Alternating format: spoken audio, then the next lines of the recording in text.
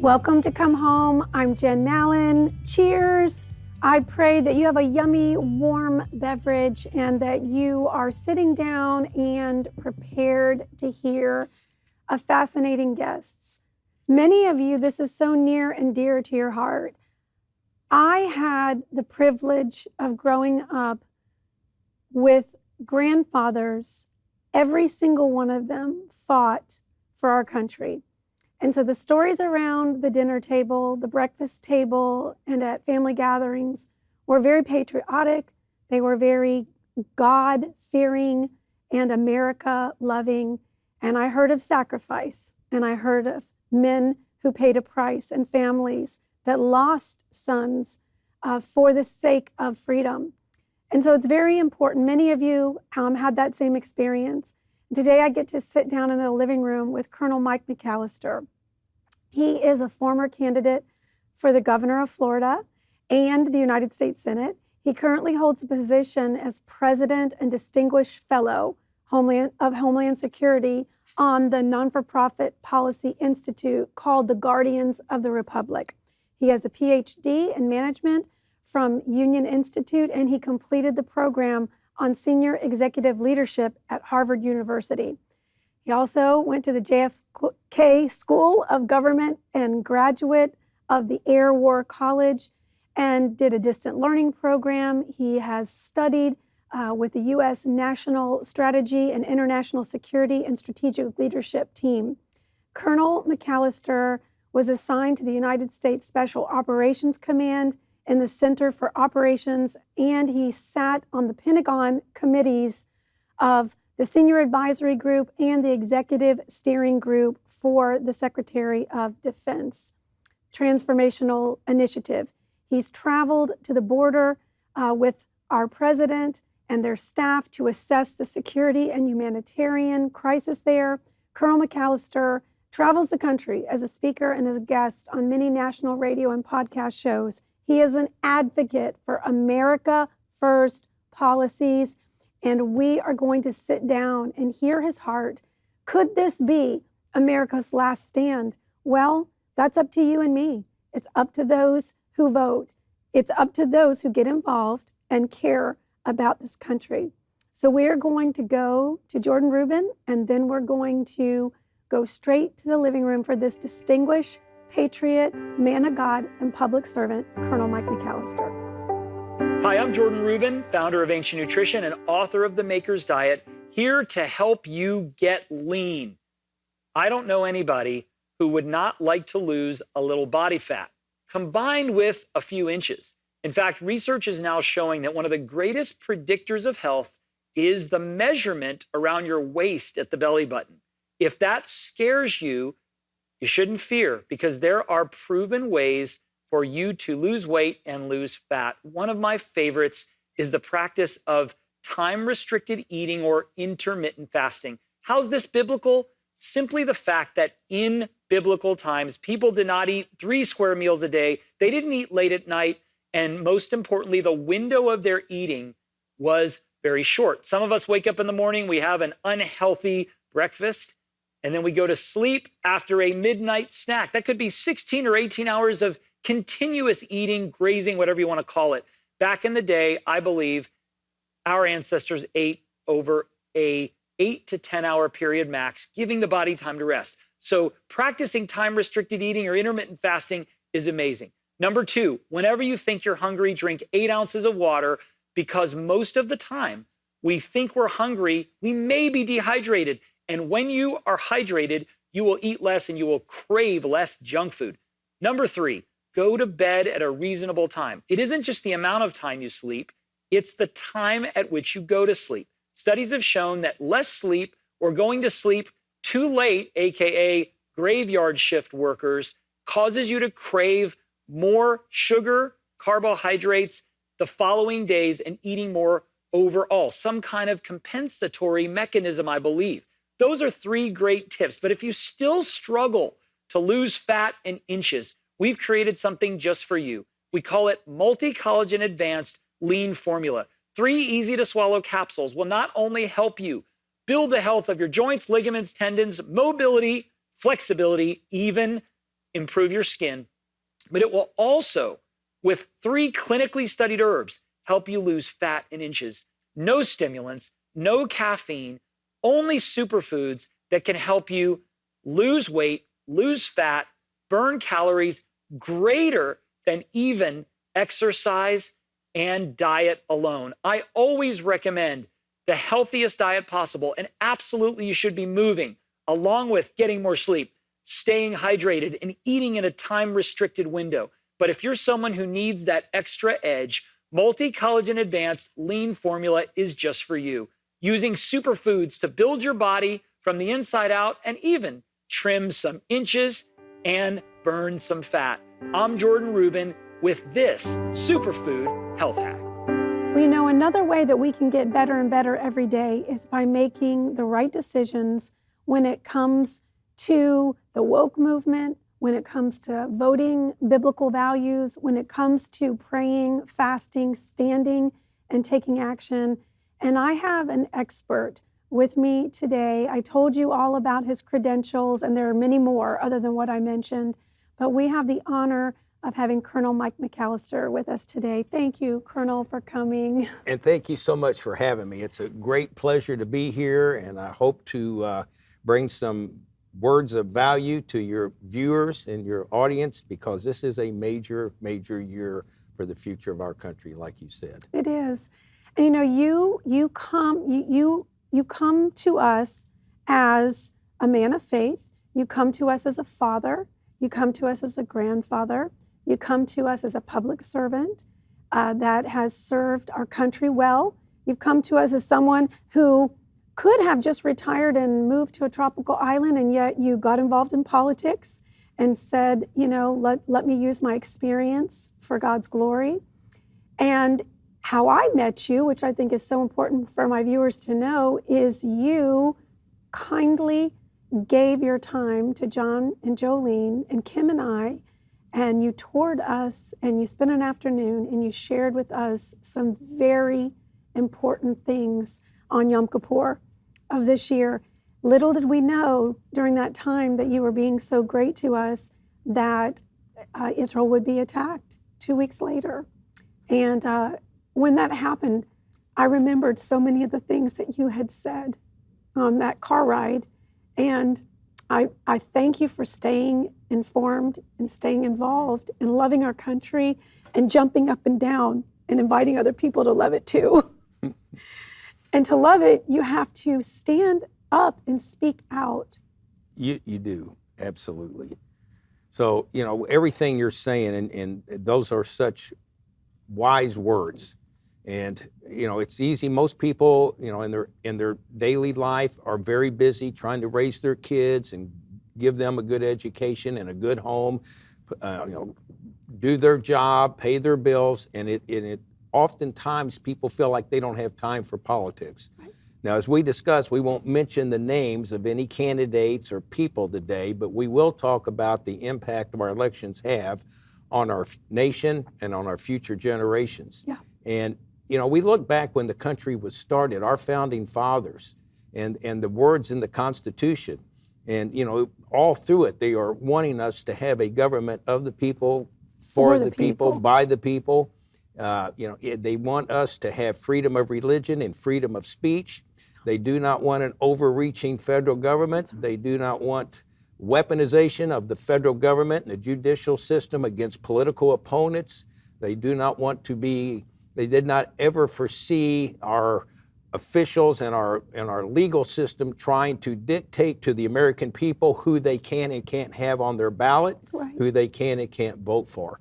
And, you know, we look at what's going on, and we don't have to mention any specifics today, but anyone that's paying any attention to what's going on is starting to see that we have some of these law enforcement, some of these prosecutory elected officials that seem to have a political agenda with what they're trying to do, and basically tell us as the American people who we can have a choice of on our election. Yeah. And it's just important. I would urge all of your listeners, when you go to events, or if you have, you know, a knowledge or an awareness or contact with your state legislators, in our Constitution, The state legislations are the only body that's empowered to run the elections in our states.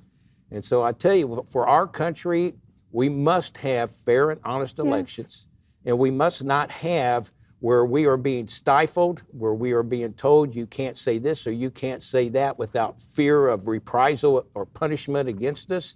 And it's serious business. I never thought in my life as I grew up I would see us in this situation. Yeah. That you know, I remember, you know, one of the local pastors here when he was arrested for not closing his church. Right. And I remember. You know, and I think he has a show on this network. He does. and you know, he's a true man of God. He is. But I would urge everyone, when you're voting for your state house and your state senate, specifically say, what will you do That's right. if elected to ensure that us as the voters are not disenfranchised by fallacies or by failures in election integrity and election honesty. And when we look at what's going on in this country today, and you're starting to see in our major cities, a lot of different communities, whether it's the Black community, the Hispanic, the whites, they are feeling the impact of this border security failure that we have. You know, it's not like they're down there and they have a resume on these people, or they can conduct a research, or they can see what gangs they may belong to, or what diseases they may have. And I probably will get beat up for saying that, but you know what? I've been there, and if you haven't been there, don't be acting like you know what's going on. Absolutely. The border is where the drug cartels have seen a great opportunity, and they've expanded the scale and the scope of their criminal enterprise from just not only drug trafficking, but sex trafficking, child trafficking, human trafficking, and it's really, really ugly. And what the most, when you look at the estimations today, are anywhere from 10 to 20 million people that are here illegally. And what we're seeing in our cities is, even with many of the minority communities are rising up, and they're rightful to do so, telling their elected mayors that, what are you doing? Why did you make this a sanctuary city? You're giving criminals a place to come hide out, and they're breaking in our homes, and they're breaking in our cars. They're taking money for our schools. And so, you know, we must get this country back and have leadership at the highest level that will put America's citizens first and Americans first. And let's face it, you know, for your viewers today, them and their parents and their grandparents and their great-grandparents are the ones that have built this country, fought and died defending it, and we must keep Americans first. And we always want to help other countries. And we need to make sure that in the future we put someone in the White House that will stand by Israel. That's right. You know, here's our best ally in the Middle East. And it's almost like people feel that they have to make an excuse for being pro-Israel. Right. Well, we don't need an excuse for being pro-Israel. That's right. The Bible said, period. And they're a democracy. And in the Middle East this big, they are the hope of keeping everything in check. No, you're right. And it's, you know, if I look at it from a military standpoint, it's really was an interesting couple of weeks. You know, Iran, who a lot of people know, you know, they are, when we had this last administration come into office and basically lifted all the sanctions against Iran and opened up the floodgates for them to have the funds and the finances to get back to making weapon systems that are not for the benefit of mankind, you know, whether they're providing them to their proxies of the Houthis in Yemen, or Hamas in Gaza, or Hezbollah in Lebanon, and here's Israel sitting there in the midst of that, and we must support them. Yes. And they are the best ally that we will have in the Middle East. And I think it was where I was starting to go with that. It was interesting from a technology military standpoint when Iran launched a 320 salvo at them, only one or two even hit the ground. And then when Israel did retaliate in a very, very controlled response, they had a very effective impact. And that was sending the message that our technology and our defense capabilities can defeat yours. And I think Iran saw that. And I'm hoping the rest of the world sees this. Me too. And, you know, there are those that are saying that even in Iran, a lot of the everyday people are not wanting and do not support the regime. That's right. And it was interesting to see how some of the other Middle East countries actually helped in the defense of Israel when the 800-pound gorilla there, Iran, was launching that vicious attack. Yeah.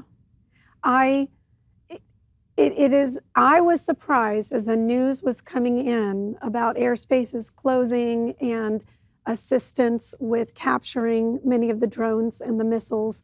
I was surprised at some of the names on the roll call that came and helped. But I thought, isn't that just like God? That there's allies among the enemy camp and God's still in control. And it was a miracle. I've heard many commentaries say that two of the biggest miracles in Israel's history, are not miracles, but things that they will go down in history is October 7th, but then also April 14th, because they went down in their bomb shelters and they got on their knees. They didn't see October 7th coming. It was an ambush. They didn't see it. But they got on their knees in their bomb shelters and they began to cry out to God. And they saw him deliver them and protect them.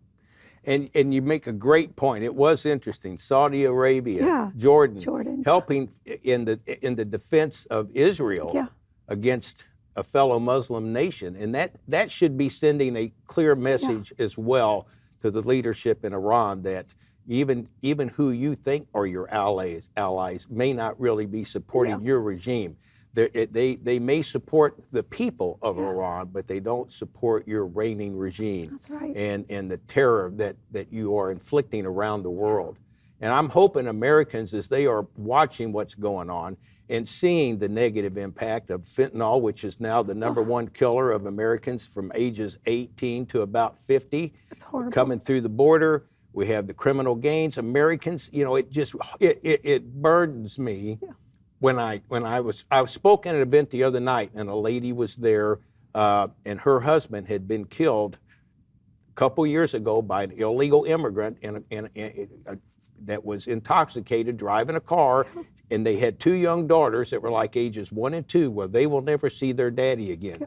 So when people say, well, these are just people wanting a better way of life, when I hear someone say that, I know they have not been to the border. That's right. When we went down there, they brought in the Border Patrol at that time, and there was a different president in the White House when I got to go, and they were running a tight border. And the Border Patrol, they told us what's going on, that the cartels have bought the land on the other side. They charge them passage just to get them to the border. They'll rent them children, and when they can't pay the price, they say, well, here, you've got to conduct this criminal activity for us or whatever. So until we send a clear message to the world that you can't come through our border illegally, that whole scheme is going to continue to operate to the benefit of the criminal gangs and the drug cartels and our enemies. Yes. And in the old days, when you wanted to spy on a country, you had to sneak your spies in. Yeah. If you want to come spy on America, why would you bother sneaking them in? You just come through the border. Come through the border. I just want a better way of life. Yeah. And we need American citizens to really wake up and realize, this is a threat to you. It is. And there are a lot of Americans that have lost their family members to the criminal activities of these criminals that are coming through our southern border. And we've got to get this country back protected.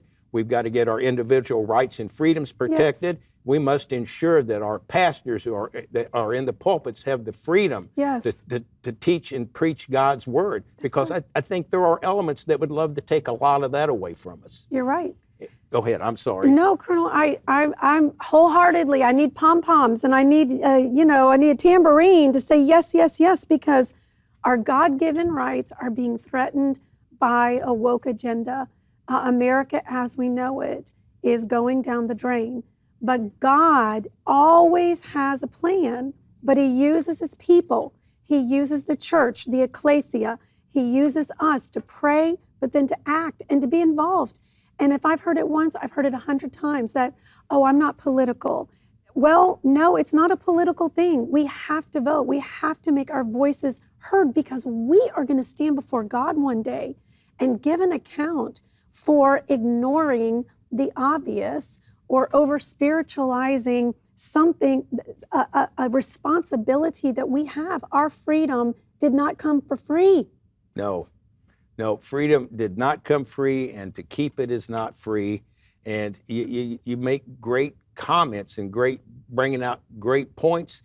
And I'm hoping that the listeners realize that they have a voice. Yeah. Your viewers, they have a voice Yes. on Election Day at all levels. That's right. At all levels. And you know, it's the burden is on us to elect our leaders. Yeah. And then it's on the burden on our leaders to make sure those elections are run fairly and honestly. Yeah. And this is a big, big year for this country.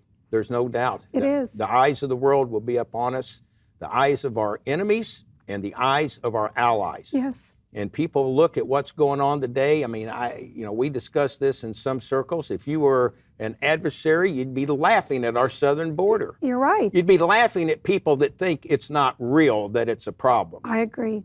And they need to talk to some of these people that have lost family members. Yes. That to the illegals that have come in or that have lost their valuables in their cars or in their homes. Yes. I mean, it's interesting to see this, and even this last week, it's been interesting to see. And you mentioned the DEI and the woke movement. Yeah, how's that working for everybody? And what's going on our major college campuses where they seem to think that liberalism and socialism is the progressive way ahead to this country. Well, look what's going on your campuses. That's right. You know what? This is the price of admission for what you're giving, what you're teaching. That's right. And I'm hoping people see that and realize that, yes, you know what? For many of us, when we were growing up, this country was much safer. It was. It was much more economically sound. Yes. And the world at least respected us, and our allies stood with us. Yes. And we were able to try to do the right thing for as many people as we can. Yes. But when you empower your adversaries and you turn your back on your allies, Yes. then you basically not only harm yourself, but you harm those that want to do what's right, and particularly those that are trying to worship and serve the Lord. Right. Well, we have to get involved, Colonel, for future generations. We have to get involved. We cannot take our last breath on planet Earth and leave them with an America the way it is today, because it is so far from the America that you and I were raised in. There was a fear of God.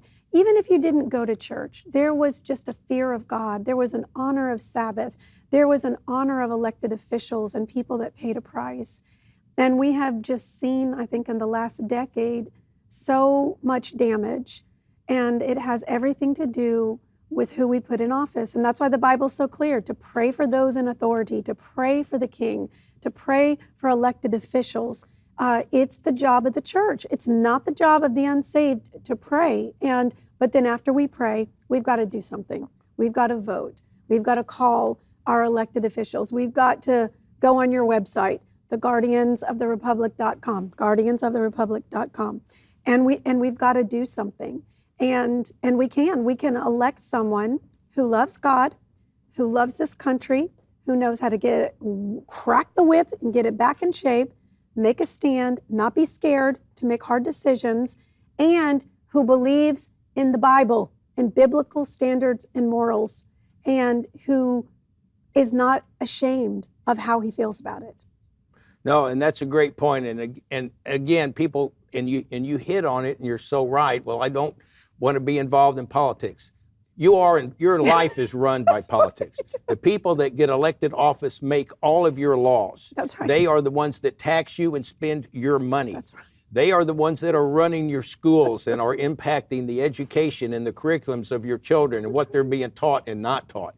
So when we say I don't want to be involved politically, all we're doing is handing over that mantle to those that may not want to do what you would want done. Yes. So take your stand, have your voice at every level. Know who's running for school board. Well, what do they want taught in the schools? Are they wanting to have, drag queen contest, or do they want to teach your kids how to read and write? Yes.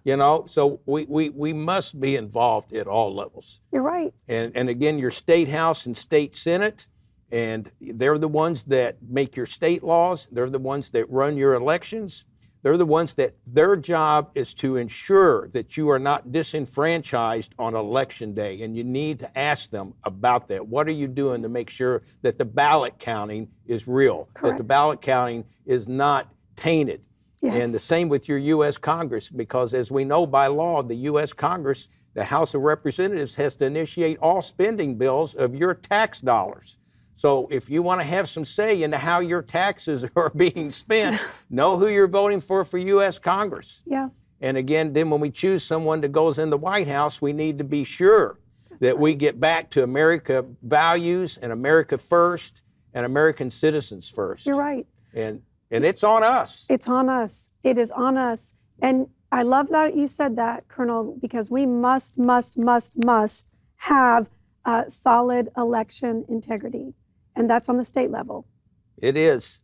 It is. And it is so critical, because when the day comes that we cannot fairly and honestly elect our officials, we no longer have a country. That's right. And and you always, when I hear everyone say the word democracy, we like to use that word, but this country is actually a constitutional republic. That's right. Our form of government is a constitutional republic.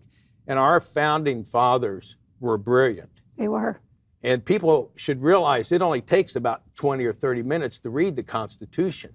But it's, just remember in there it clearly states, and in the Bill of Rights, those first 10 amendments, where our final protection of our individual rights in the 10th Amendment, any power not specifically granted to the federal government in the Constitution belongs solely to the people in the states. We need not let go of that. We need our state representatives and our governor not let go of that. You're right. And we must be sure that this country is handed off to our children and grandchildren the way it was handed off to us by our grandparents and great-grandparents. You're absolutely right.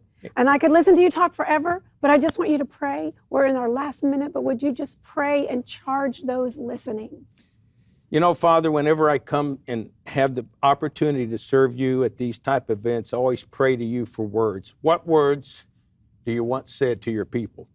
And I felt today the message was that to give people hope and to give them confidence and to give them commitment, to not be afraid to stand up and to exercise their rights as American citizens, to protect this great country that you've blessed us with, and to do it at the ballot box, and to ensure those that they are voting for will maintain our country's integrity, our rights of freedom of religion, our freedom of speech, and our God-given rights. And I pray, God, that your hands will be on this message today, and that it'll be made what you want it to be, and it will deliver what you want it to deliver, and you'll send it out to all the world with the power of God upon it. And thank you for letting me serve you today, Father. Amen. Amen. Thank you, Colonel Mike. Thank you so much. Thank you for joining me today. I'm Jen Mallan. Come home.